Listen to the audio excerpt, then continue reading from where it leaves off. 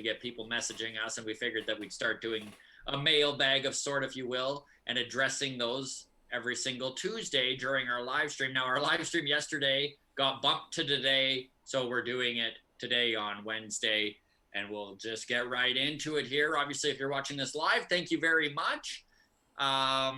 We're putting this out on YouTube tomorrow morning. So we're not going to be interacting with you folks for the next about 20 minutes here and just kind of responding to questions and comments we've already received. And then we'll get interactive and live stream the game. All right, Adam. I think we've done the house cleaning there. All right. So a few things we got to get to today. First of all, we had that interview with Hey Commie on TikTok. Went up Friday. Yes.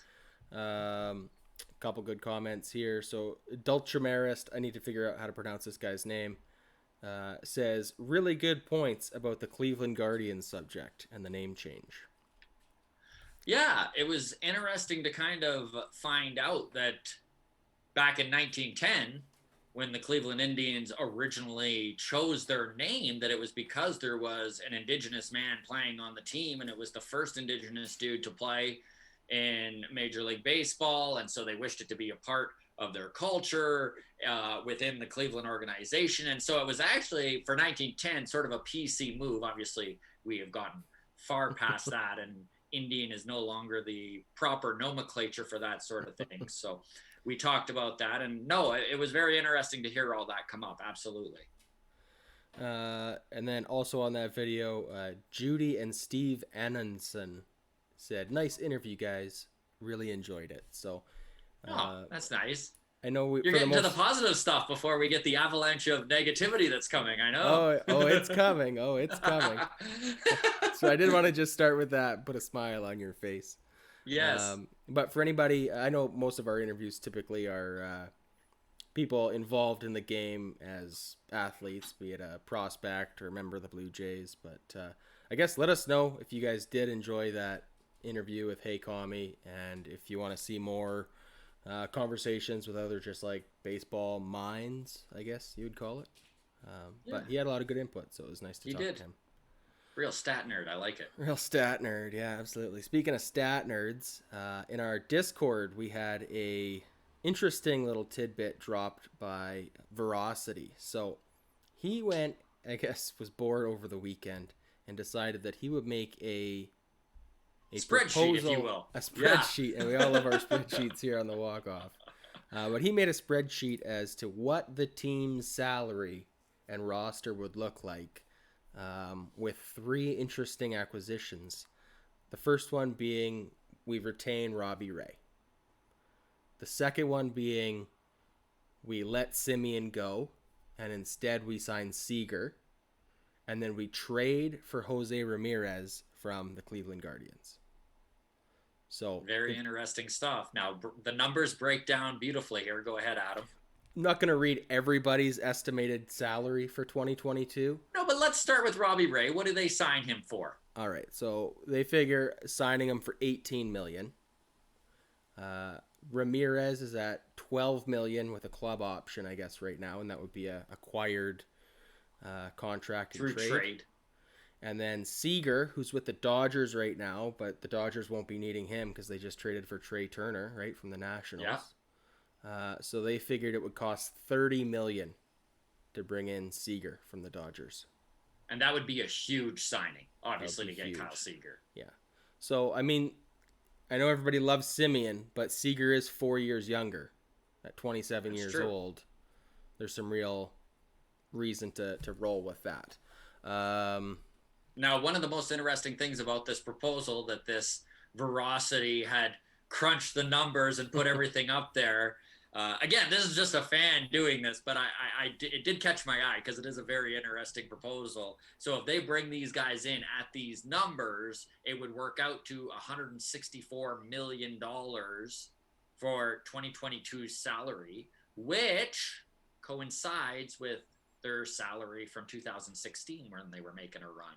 So the Jays have gone $165 million on a team before. So it is possible. It'll be interesting to see where the chips will fall and what kind of trade we'd have to give up for Jose Ramirez. But I'm sure whatever we give up, you and I will be freaking out about it and getting roasted in the comments for it.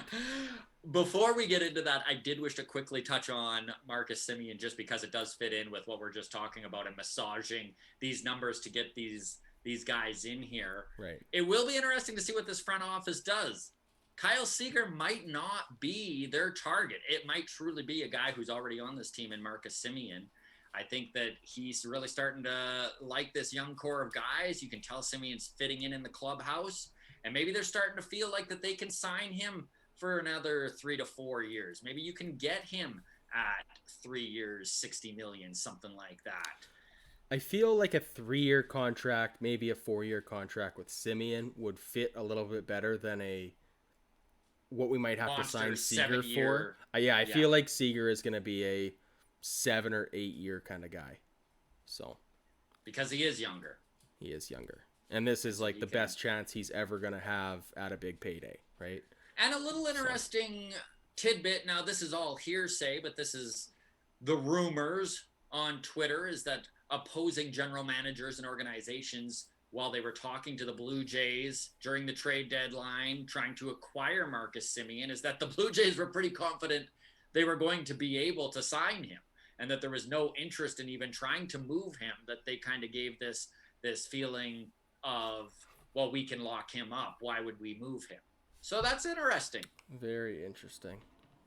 All right. All right, so let's move on. One more little piece of news. This wasn't actually a comment. This is just, I think, was discussed in our Discord by kind of everyone. Oh, yeah. Here. So John Axford, who I know we've brought up in the past, Canadian, 38 years old, I believe, pitched for Canada in the Olympic qualifier tournament. Killed it. Opened eyes. Was brought back by the Jays to try and help out this bullpen, and pitched pretty dominantly in AAA. I think he had under a 1 ERA. Under a 1 ERA and flat out dominant. But there wasn't room on the 40-man roster for him. So he was traded to the Brewers for cash considerations, and then unfortunately in his first appearance with the Brewers in the big leagues, blew out his elbow and suffered at this point, probably career-ending elbow injury. So just, you got to feel for the dude. Number one, he signs with the Blue Jays because that's where his heart is. That's where he'd like to be, right? There wasn't a spot. Then he goes back to Milwaukee, where he made himself a stud closer. And it was very cool to watch the Milwaukee crowd all excited to get Axford back, just kind of a throwback. And then to see him, I don't know, it kind of broke my heart just to watch him walk off that mound and just know that if it's anything serious, that, at 38, he's probably not coming back for a third time, like he's had arm injuries before. It's why he had kind of hit the broadcast booth prior to this. And to watch a guy successfully come back, like he came all the way back. He was in a Brewer uniform, stepping on the bump and then just out. But anyways, all the best to John Axford. Heart goes out to the guy. He's a dude we've been trying to get on the show. Maybe we can wind up picking his brain sometime down the road to see what happened. But yeah, tough one. Tough way to end it there. Speaking of ending it, let's end this now with some mixed reactions to our reaction to the Jose Berrios trade. Before we get to the comments, and I know this is just going to sound like I'm defending myself here. Okay. Adam and I, just so everyone knows, we literally turned the cameras on and started to discuss what was going on about 3 minutes after the news broke. So I do wish to say that maybe we were a little bit, for lack of a better word, emotional about it, right? And here's the thing, when you're cheering for a rebuilding team, which is what this Toronto Blue Jays team has been up until the end of last year, right, is a rebuilding team. So, of course, they're flaunting their prospects. They make us fall in love with these guys, right? Simeon, Woods-Richardson, 20-year-old kid, all our hope for the pitching future put on this guy's shoulder. Austin Martin slips to the number 5 spot in the 2020 draft after everyone was touting him number 2, maybe even 1, some guys had him at. Right, so there was some excitement attached to this. And I also wish to say, before we get into these comments, that if you go back over the last 3 years and look at how organizations have treated top 10 prospects within their system, they don't get moved. Like, it's just not a thing that happens very often. And yes, this trade deadline was incredibly exciting. It was. And there were top prospects moved for the first time in years. In not just Toronto's case, but obviously in New York's and LA's. It happened, right? And that made it very fun. But let's not act like there's no gray area on a trade. It's not always black and white, and you can definitely feel emotionally attached to the guys within your organization. And I don't think there's anything wrong with that. But anyways, now that I've given this spiel, Adam, go ahead and hit us with the avalanche of negativity. Right. Well, we got pretty close to 100 comments, so we're not going to go through every single one. Pretty mixed reviews on the trade itself. Yes. Some people loved it. Some people hated it. It seems like the only thing everybody agreed on was that you and I are both idiots. Yes. So, which is nice. I'm glad we can unite a community. Unite a community of people. But yeah, I'll just scroll through the list here and find a couple. So let's see. Austin says prospects are there to make deals happen. He's not wrong. Which is true. And you know what? Jose Berrios, which one of the comments actually corrected the way I say his name. It is not Berrios, and it was the most helpful comment of all of your comments. He's like, it is pronounced like burrito, but you take the T off. So Berrio. And that really shone a light on there for me. I mean, this is a guy who's going to be our number 1 or 2, maybe 3 pitcher in the next year and a half here of control we've got of him. So important to say his name correct. No, absolutely. And that is a good way to correct us. I know a lot of times in the live streams we'll be saying names wrong and people will say, you're saying it wrong. And then they just spell it again. Yeah. As if that changes anything when we're reading it. All right. So Zig Field here says, yeah, the numbers just don't add up, do they? Austin Martin could very well be Bo Bichette at the least. Ah, wow. This is wild. Berrios better be an ace. Which, you know what? Let's break this trade down a little bit more now that we've had a week to sit on it and think about it. Okay, now that we've kind of had a chance to let our emotions clear out of the way here. Austin Martin ranked number 2 in the prospect list behind Nate Pearson when they moved him. Okay, now Adam and I have talked about this before. Nate Pearson, we don't count as a prospect because he's on the Blue Jays lineup. Like, I know he's injured right now and they had to send him down to AAA, but I just feel like he's been a big enough part of the Blue Jays' plans over the last year and a half that I don't really see him as a prospect anymore. I know that he does rank there. So what I'm saying is that Austin Martin, at least positionally, was the number 1 prospect in the Jays system. I think that the Jays, a lot of people that, and this is one take that I do kind of hate, is all of a sudden all these Blue Jays fans are just like, you know what, Austin Martin kind of sucks. You know, exactly. Simeon Woods-Richardson, turns out he's only got a 5 ERA. Like, let's just slow down a second here. Thank you. Austin Martin does not suck. Austin Martin actually has the highest on-base percentage in the Northeast AA League. He is 6 months in to his professional baseball career. Like, he's just out of college. They just drafted him in 2020 out of Vanderbilt. So he is a high prospect. Now, what I do wish to acknowledge is the fact that Aroldis Martinez has really opened some eyes over the last 6 months since he's kind of made his debut with the Blue Jays pro organization here. And this is a kid who's 19. He also plays shortstop, the position that Austin Martin plays is a natural at. I know that he's getting some reps in center field, or was before he was moved. Also, for everyone saying Simeon Woods-Richardson has a 5 ERA, again, he's 20, right? Like, to just write these guys off, I think it's very fair to say that there's a gray area on some trades and that it's too tough to make a win-loss call on something like this. Jose Berrios could be amazing, right? Like, they obviously saw something in him because this front office went after him hard. They were prepared to move 2 top 5 prospects in the system when there were other teams in the hunt to try and get them, and they weren't prepared to do it. And that's why the Blue Jays got them.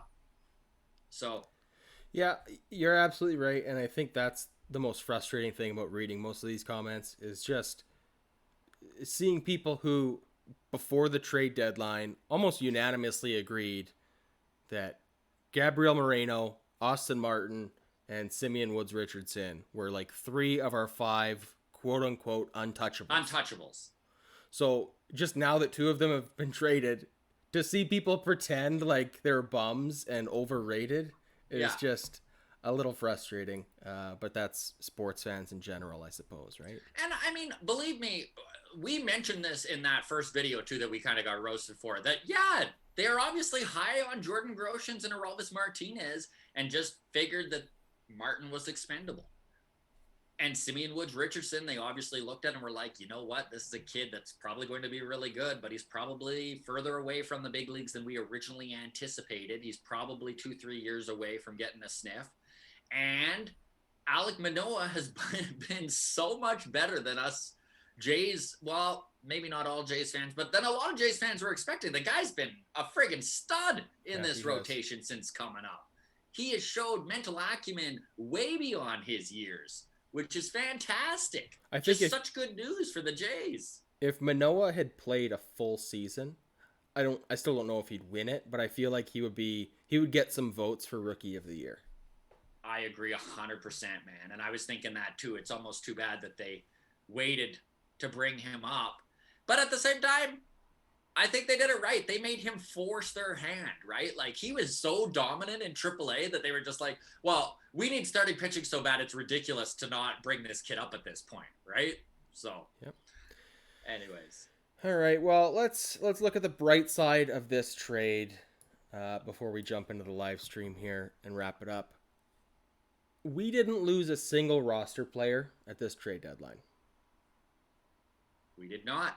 We improved. I think it's huge. It's pretty tough to argue that we didn't improve every aspect of our major league club. We improved the bullpen. We improved the starting rotation. Dickerson is back and active now. I mean, we'll see how he does, but a big power bat, left-handed.